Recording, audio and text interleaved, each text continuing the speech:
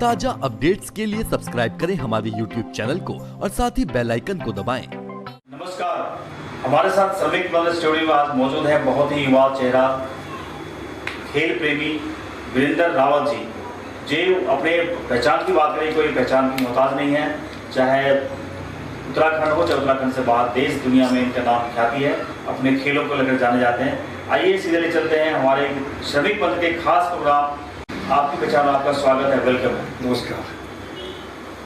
जिस तरीके से सर्वप्रथम हमारे सभी को दर्शकों को बताएं, अब तक की बात करें, जैसे हमारे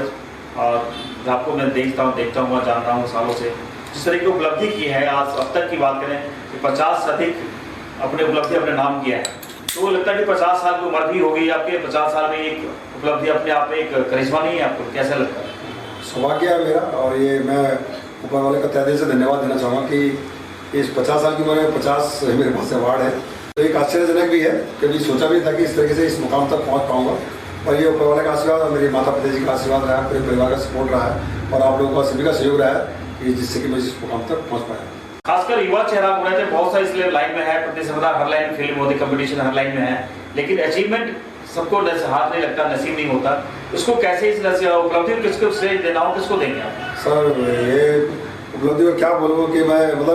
सरप्राइज हो सकता हूँ उसको, और सोच भी सकता हूँ कि मेरे जीवन में कभी सोचा नहीं था कि इस तरह से उपलब्धियाँ प्राप्त करूँगा। और ये इससे ज़्यादा उपलब्धियाँ अगर देखा जाए तो पूरे भारतवर्ष में हमने ही प्राप्त करी है, तो बड़ा खुशी का भी है। और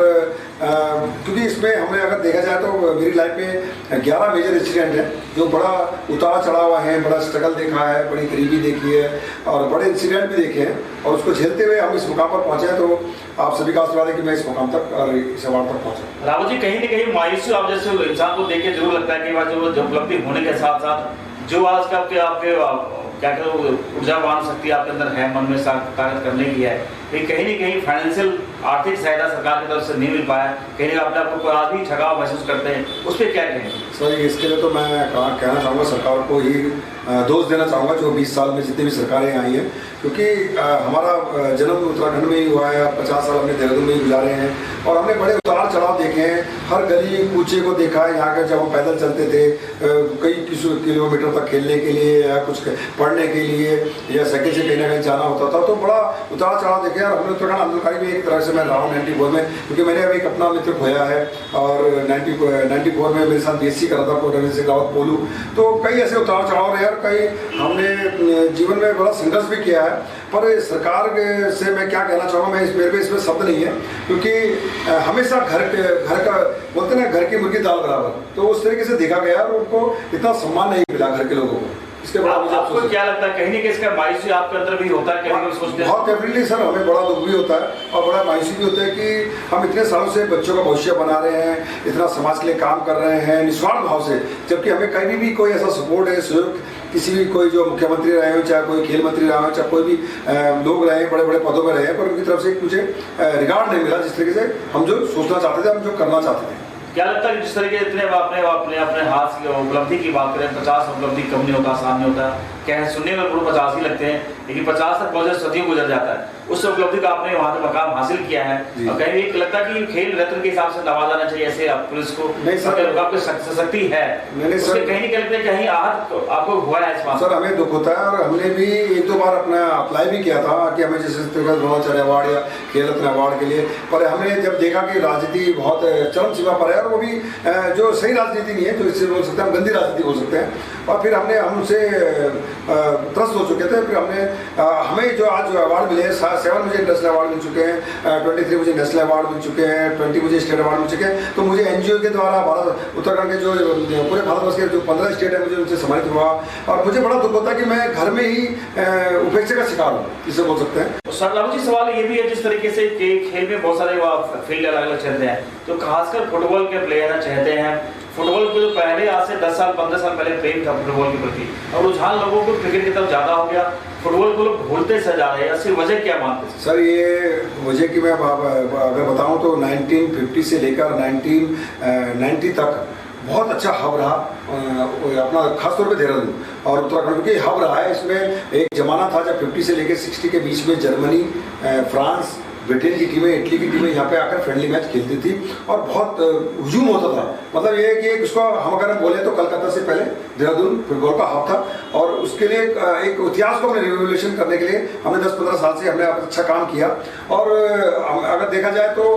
2011 में जो सरकार थी, जो वर्तमान में सरकार है, उसने 2011 में हमने राज्य खेल एजुकेशन करके राज्य खेल उसको घोषित किया फुटबॉल को। पर फुटबॉल में उसमें 9 साल में इतना काम नहीं हो पाया जितना करना चाहिए था, पर फिर भी हम अपने निस्वार्थ भाव से अपने स्तर से करते रहे। तो आज हमने इतना अच्छा काम किया कि आज हमें लोग सम्मानित कर रहे हैं, हमारे बच्चों का भविष्य बन रहा है। इस तरह सरकार से कहीं सहायता मिलती है, सरकार इसको बढ़ावा देती तो फुटबॉल के वो अपनी चरण पे होता है, इसलिए कि लोग इसके रुझान कुछ और ही रिजल्ट आता है। डेफिनेटली सर, डेफिनेटली जो आपने बात कही, मैं आपके श्रमिक मंत्री के माध्यम से बताना चाहूँगा कि सरकार को 20 साल से मैंने कई प्रपोजल दिए हैं, कई प्रस्ताव दिए हैं कि सर स्पोर्ट्स कोटा, क्योंकि आज से 20-25 साल 30 साल पहले स्पोर्ट्स कोटा होता था, सरकारी नौकरियाँ होती थी, बिजली विभाग हो, रोडवेज हो, सचिवालय हो या कोई भी डिपार्टमेंट हो जो स्टेट गवर्नमेंट के होते थे, उसमें हर साल 2 से 4 बच्चे भर्ती होते थे तो उनका भविष्य बन जाता था, तो लड़के खेलने के प्रति रुझान होता था। पर आज का जो दौर है 20 साल में हमने इतने प्रस्ताव दिए, पर अभी रिसेंटली मैं आपको बताऊं खेल नीति जो पास हुई है उसमें से कम 26 प्रस्ताव मैंने पहले दिए थे, उसके बाद हमने 6 प्रस्ताव और दिए, तो 32 प्रस्ताव हमने दिए, सुझाव दिए, उसमें से सभी एक्सेप्ट हुए हैं। और बहुत बड़ी अच्छी की बात है, अगर 14 तारीख को जिस तरीके से विधानसभा में पास हुआ है, उत्तराखंड गवर्नमेंट ने पास किया, मैं तो उनका तहरीर से धन्यवाद और बधाई देना चाहूँगा। वही सपना एक आपने देखा था कि फिर बहुत ऊंचाई पर ले जाएंगे खेल को, लेकिन आज भी लगता है आपको कहीं जो मकाम हासिल होना चाहिए आज भी नहीं मिल पाया संघर्ष करने के बावजूद, उस पर क्या कहेंगे? सर वो दर्द मेरे आज भी सीने में है और वो मेरा जब तक एक बच्चों का फ्यूचर नहीं बनेगा, जो एक अच्छा मुकाम नहीं मिलेगा, वो दर्द मेरा जीवन भर रहेगा। और जब तक मैं संघर्ष करता रहूँगा, बच्चों के विकास के लिए करता रहूँगा। पर मेरा सिर्फ क्योंकि बजट आता है, बजट सब कुछ आता है, सब फंड भी आता है सब, पर इसको चलाने के लिए, सिस्टम बनाने के लिए डिपेंड होता है कि आपका मैनेजमेंट में लोग कौन है, कौन किस तरीके से कैसे उसको ऑर्गेनाइज कर रहा है, कौन क्या कर रहा है। पर आज दुख और दर्द मेरे पास रहेगा और रहेगा जब तक रहेगा, जब तक एक जो स्ट्रक्चर है वो अगर धरातल पे नहीं उतरेगा, प्रैक्टिकली लॉन्ग टाइम तक नहीं उतरेगा। वीरेंद्र रावत जी, बहुत पिछले साल बहुत पिछले साल ले चलता हूँ, जब आपने फुटबॉल का अपना गेम बनाया था, अब दिल से जाहिर सी बात है आपके जहन में हो गई फुटबॉल ही खेलना है, वो वक्त उम्र क्या रही होगी, कब से स्टार्ट किया था? सर मैं आपको बता दूं कि मेरे जीन्स जो है हमारे पूरे पुराने थे, हमारे दादाजी शेर सिंह रावत जी कर गया और आर्मी में थे ब्रिटिश काल में, और वो उस समय गोलकीपर थे, बहुत फेमस थे। उसके बाद उनके आज अगर आप देखें तो पार्लियामेंट में, दिल्ली में पार्लियामेंट की फोटो भी है और बहुत बेहतरीन बोलते थे। जब वो गढ़वाल में उनको लेके आते थे, मतलब मेरे फादर बताते थे, क्योंकि मैं तो बहुत छोटा था, 1-2 साल में उनकी डेथ हो गई थी, और कि उनको कंधे पे लेकर सेलिब्रेशन करते थे, गाँव में ढोल दमों के साथ उनका स्वागत किया जाता था। तो एक जमाना, आप लगाइए कब का जमाना रहा होगा, 1930 या 34 के 50 के टाइम पर रहा होगा। तो एक अच्छा, उसके बाद हमारे फादर आर्मी में गए, फर्स्ट वाले उनको भी फुटबॉल का शौक था, वो भी फुटबॉल में खेलते रहे। उसके बाद हमारा भाई इंडियन टीम में आया 86 में, तो मैं जब 8-10 साल का था तब मैं उस भाई की किट लेके जाता था। मेरा बड़ा भाई कमल सिंह रावत है, तो 86 में वो इंडिया खेला, तो मैं उसको फुटबॉल देखने के जाता, मैंने भाई मुझे खेलने का था, तुम मेरा बैग पकड़। तो एक बड़ा बचपना याद है कि मुझे वो खेलने का अवसर नहीं देते थे, कह रहा तू फुटबॉल देख, तू देखते रहे। मैं बाहर देख के मुझे जोश आता था, यार गोल मारा, तो भाई के दोनों पैर थे, भाई बहुत अच्छा नेशनल लेवल पे खेला, फिर इंडियन टीम में खेलता था, तो मुझे बड़ा जोश आता, मैं उसको देख के सीखता गया। तो फिर मैंने भाई मुझे मौका मिलेगा, तो फिर एक मौका मिला मुझे। उसके बाद तो मुझे बड़ा 84 ऐसी की बात है, तो फिर मैं धीरे धीरे डिस्ट्रिक्ट खेला, फिर स्टेट खेला, फिर नेशनल खेला। तो इस तरीके से मुझे एक रुझान पड़ा, और यही देहरादून में अगर देखा जाए तो देहरादून में एक पटेल ग्राउंड था, यहाँ पे मंदिर था, और उसी मंदिर में देहरादून हमारा पुराना क्लब था, बहुत पुराना, तो उसमें हमने शुरुआत करी, वहाँ से खेलते खेलते फिर पवेलियन ग्राउंड में पैदल नंगे पैर चाहते थे। तो एक रुझान चलता रहा, पर एक घर की हालत स्थिति खराब थी, क्योंकि 5 भाई, एक बहन, पिताजी फौज में सिपाही, तो उसके साथ साथ हम लोग काम भी करते रहे, पर गरीबी भी बहुत देखी। भैंस चुगाना है, अब हम भैंस के ऊपर बैठे हैं तो एक अपने चकोतरे की बॉल बना ली, उससे फुटबॉल खेल रहे हैं, गाय चुगा रहे हैं तो उसके साथ फुटबॉल खेल रहे हैं। तो एक अलग ही इंजॉयमेंट था, पूरा शांत वातावरण था देहरादून। तो धीरे धीरे करते करते खेलते गए, पढ़ते गए, पर एक स्थितियाँ रही। अब जीवन में फिर मैंने जब 10th करा था 86 में, उसके बाद फिर हालत खराब थी घर की, तो 50 रुपये की नौकरी शुरू कर दी। कोई नौकरी भी करना है, खेलना भी है, पढ़ना भी है, तो ये सब कुछ जीवन में, ये तीनों चीज़ों में हम व्यस्त रहे और पूरा हमारा जीवन इसी में निकल गया। क्योंकि हम तो खेल चुके हैं, क्योंकि हम तो आप देख ही रहे हैं कि इतने साल हमें हो गए, पर हमें जो सम्मान मिला था वो नहीं मिला, तो इसलिए हमने अपने बच्चों को आगे फुटबॉल में, स्पोर्ट्स में नहीं जुड़ा। तो कहीं आपको कहीं रुझान लगा है मायूस, आपको अपने बच्चे पर काफी? हाँ, ये मुझे मायूस लगा, इसीलिए हमने अपने बच्चों को उस फील्ड में नहीं डाला। अब बाकी भाई का लड़का है, वो खेल रहा है, अंकित रावत। क्या आपने बेटी के भी बहुत सारा ट्रेनिंग दी है, आपने बेटी कभी जिक्र नहीं किया आपने फुटबॉल खेलना चाहता? मैंने कहा उन्हें कि पापा आपने हमें क्यों नहीं सिखाया, पापा, क्योंकि मैंने कहा बेटा देखो मैं खुद ही संघर्ष कर रहा हूँ इतने सालों से, मुझे खुद नहीं मिल पा रहा, तो मैं क्या करूँ। तो कहीं रावत जी लगे आपको अपनी बेटी के साथ जाती की आपने? ना वो तो दुख होता शिक्षा है। तो नहीं, बच्चे अभी भी उनको शौक तो रहता है, घर में कोई अगर कोई गिलास पड़ा हो या कोई कप पड़ा हो तो उसमें शॉट मार दे, तो थोड़ा सा उनके अंदर चीज रहती है कि पापा क्यों मारते हैं शॉट। तो वो थोड़ा सा दुख मुझे भी होता है कि मैं बच्चों को उस फील्ड में नहीं ले जा सका, क्योंकि इतने साल 50 साल की उम्र हो रहा है, बच्चे मेरे 20-21 साल के हो गए हैं, तो बड़ा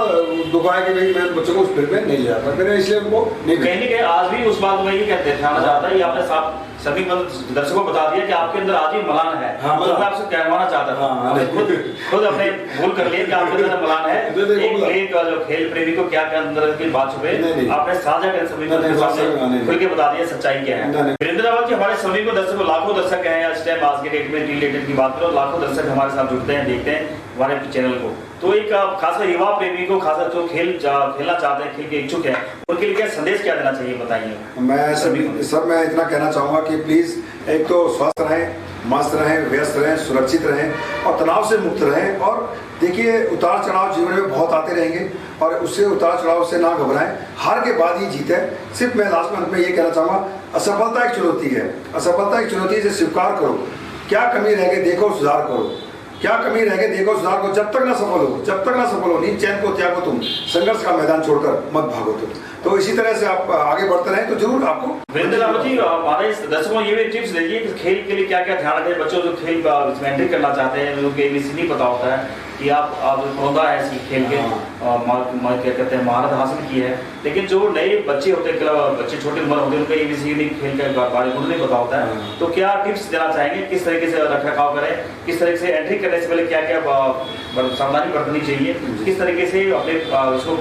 खेल को लगा सकते हैं उनके लिए। मैं भाई साहब ने समीप मंत्री जी ने की तरफ से माध्यम से मैं बताना चाहूँगा कि जो बच्चा है 6 ईयर से बच्चे को स्टार्ट करना चाहिए, क्योंकि मैं फॉरेन से भी होकर आया हूँ और मैं क्लास में फोकस देता हूँ। 6 ईयर से 19 ईयर के बच्चे को अपनी ट्रेनिंग शुरू कर देनी चाहिए, मॉर्निंग, अर्ली मॉर्निंग। देखिए, सुबह का उठना सबसे बेस्ट होता है, सुबह उठिए, गुनगुना पानी पीजिए, फ्रेश होइए, चाय बिल्कुल मत पीजिए, है ना। जो भी बच्चे होते हैं, युवा खास तौर पर, मैं इनको युवाओं को ये कहना चाहूँगा, चाहे बालक हो चाहे बालिकाएं हों, अपना उठिए और सुबह उठ के गुनगुना पानी पीजिए, फ्रेश होने के बाद हल्का सा एक्सरसाइज कीजिए, ऑयल मसाज कीजिए और हल्दी का दूध जरूर पीजिए, जीवन भर पीजिए, चाहे आधा कप पिए चाहे 1 कप पिए, बिना मीठा डाले उसको पीजिए, सुबह और शाम को पीजिए, सोने से आधा घंटा पहले, सुबह उठने के बाद। उसके बाद रात को अपने चने भिगा दिए, उनको चने खाइए, और कम से कम अगर आपके पास टाइम नहीं है तो कम से कम 15 से 1 घंटा तक एक्सरसाइज जरूर कीजिए। थोड़ा सा पसीना आना जरूरी है, अगर आपको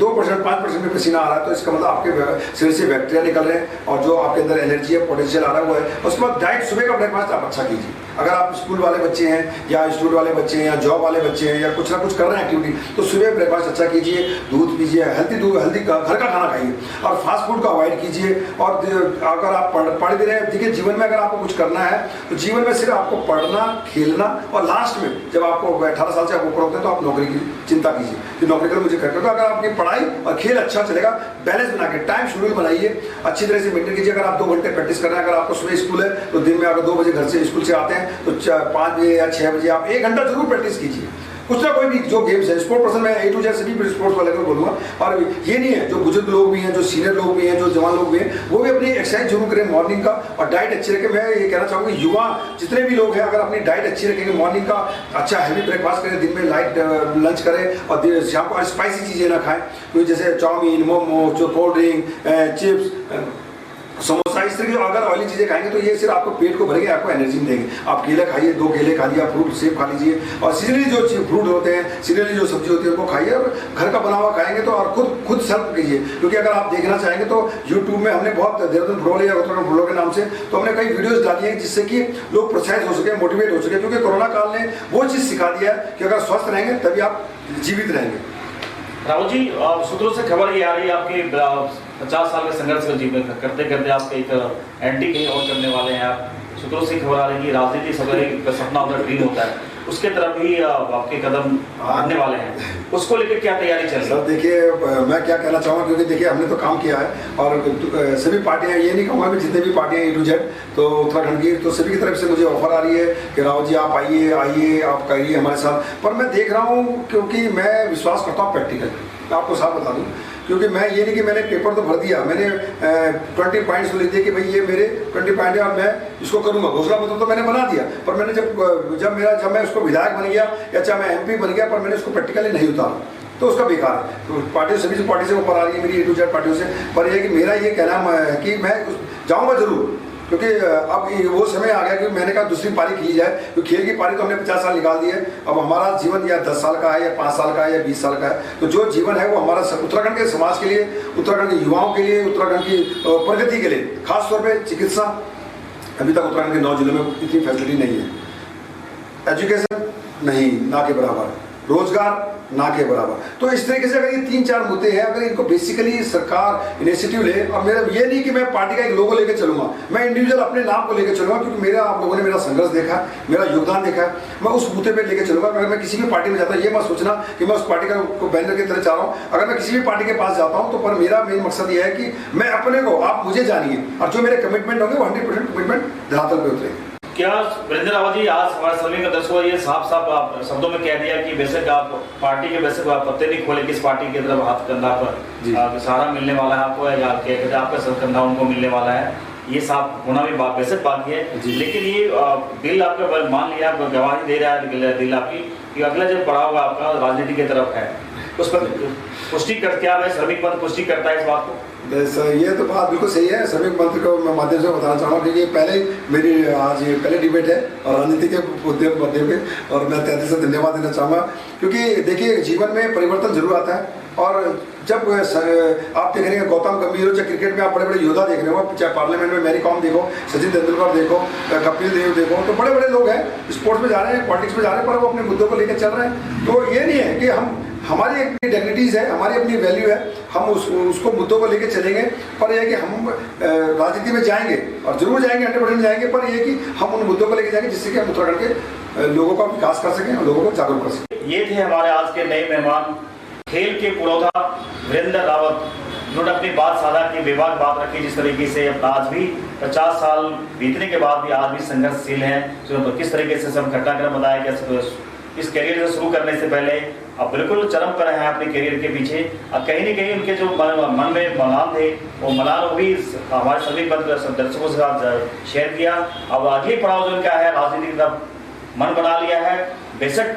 पार्टी डिसाइड नहीं कि किसके साथ किस पार्टी का दामन थामने वाले हैं, ये तो आने वाला समय बताएगा। आज के लिए बस इतना ही, हमारे खास प्रोग्राम आपकी पहचान। धन्यवाद।